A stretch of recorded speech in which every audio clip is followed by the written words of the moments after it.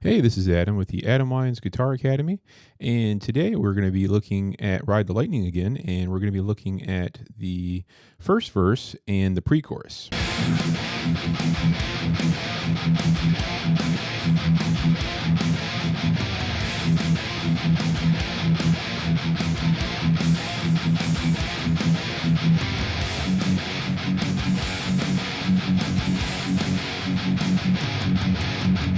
Okay, so before we get into it, if you look in the description, there's a playlist with all of my Ride the Lightning videos. So if you are confused by this verse riff, I talk about it a little bit more in one of the videos there that you'll see. It's the intro to lesson. And then if you want to learn the intro, that lesson's there as well. So check that out if you are a little bit lost. I'm doing this song in parts to break it down and make it easier to digest. So with that out of the way, let's get right into it. So the verse is pulling that riff from the second intro, and we talked about it in depth. But just to kind of, refresh your memory, that riff is this riff.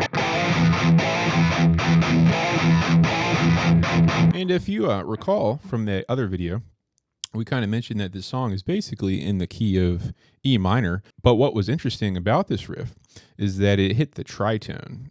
So those power chord slides, it's sliding from A5 to B flat 5, and B flat is the tritone from E. That's what contributes to it sounding so heavy and metal, along with the palm muting. What happens here, now that we're in the verse, the riff is going to be played essentially 8 times, but the 4th and the 8th time there's going to be a little bit of a variation, and that variation is going to be this. So it's going to start the same. So it's going to have the 5 going into the 6th fret power chord like we have been doing before, or the A5 to the B flat 5 with the slide. Then it's going to have the 2 palm mutes on the low E like we did before. Then it does it again. Now what's different here is typically we would do 2 more palm mutes, but instead of doing that, we're going to play the power chords that are kind of like a transition back into the verse. And that happened before in intro 2, if you recall, before we got into this section. So after those 2 palm mutes, instead of doing 2 more palm mutes, we're going to play a C5 and a B5, and we're going to play it up here for now, the 8th fret and the 7th fret, and that looks like this. And they're not palm muted. So this 4th time sounds like this. A little faster. And then it starts again for another, that next section of 4 for the verse. Before we get into that, let's talk about how we can count this. Now, if we wanted to count it exactly, it would be 1 E and 2 and 3 and 4 and 1 E and 2 and 3 and 4 and. So that's how we count it, and that's kind of the rhythm happening there. So the second go around where you play the next 4, it's exactly the same. However, before we go to the pre-chorus, you'll see in the tablature for the C5 and the B5 that I have it listed up here. So I have it on 3 on the A string and 5 on the D string, going to 2 on the A string and 4 on the D string. It's the same exact thing as over here. That's both a C5 and a B5 in just 2 different areas on the guitar. Now, personally, when I play it, I just stick to the 8th fret, personally. But you may find it more easy to play it over at the 3rd fret because we're about to go into the F sharp 5, which is this power chord down here. And this is the shape of the pre-chorus. You don't necessarily always play the whole thing at once, and you'll see that in a second. But the entire riff is revolving around this F sharp 5. So we have an F sharp here, a C sharp here, and then just another F sharp. So it's just a kind of an extended power chord where you have the root, which is F sharp, you have the 5th, which is C sharp, and then you have the root again, or the octave of another F sharp. And so that's pretty typical. That's just a little bit of a more full power chord instead of just 2 notes. So once we're here and we're playing this pre-chorus, this is the shape. So you can kind of get your hand ready. So coming from the transition where we go, you can slide down and just kind of get your hand ready, or you can play it up here and then get your hand ready that way. So whichever one's easier for you. whatever you like to play is all good. So the way to play this riff, you have your hand ready here in the F sharp position. I bar my finger, so my first finger is barring across the 2nd fret. It's not a very strong bar because I don't need it to make a sound across all of the strings. I only need it to sound good on the 6th string, the 5th string, and the 4th string, or the E, A, and D. So that's where my pressure is focused to get this to sound correct.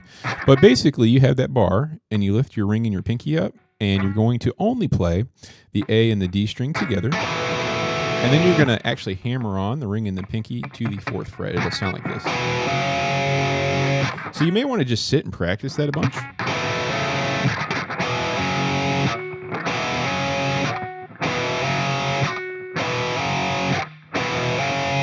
Now, once that is done and you're feeling good, and then you're going to palm mute the F sharp, the 2nd fret of the low E, 2 times.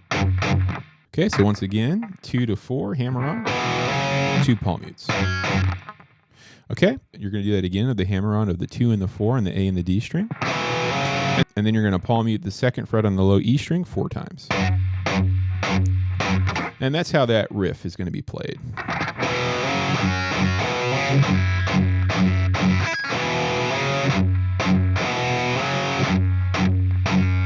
Now, rhythmically speaking, it's almost exactly the same as the verse. It's just in a different tonal center on the F sharp. So if we were to count this and were to use the subdivision, it would be 1 E and 2 E and 3 E and 4 E. And once again, 1 E and 2 E and 3 E and 4 E. And if I were to count it exactly, it would be 1 E and 2 and 3 and 4 and 1 E and 2 and 3 and 4 and. Now, music theory-wise, we're really just shifting into the F sharp chord of the harmony of an F sharp chord.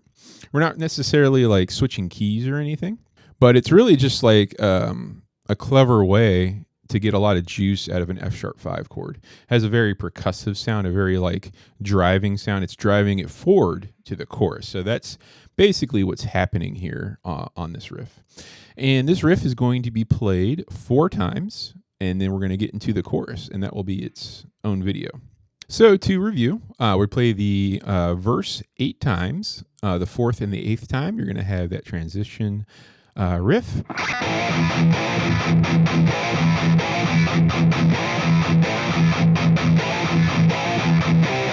Like that, with that transition. And then we'll do it again. Remember, the 2nd time around, you can go here, or you can come up here. And then it comes into the F sharp 5 riff, as this is the pre-chorus.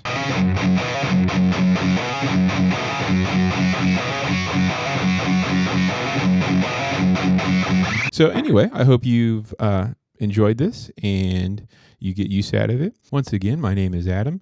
I'm available for private Zoom lessons. If you're interested, contact me directly, and my contact details are in the description.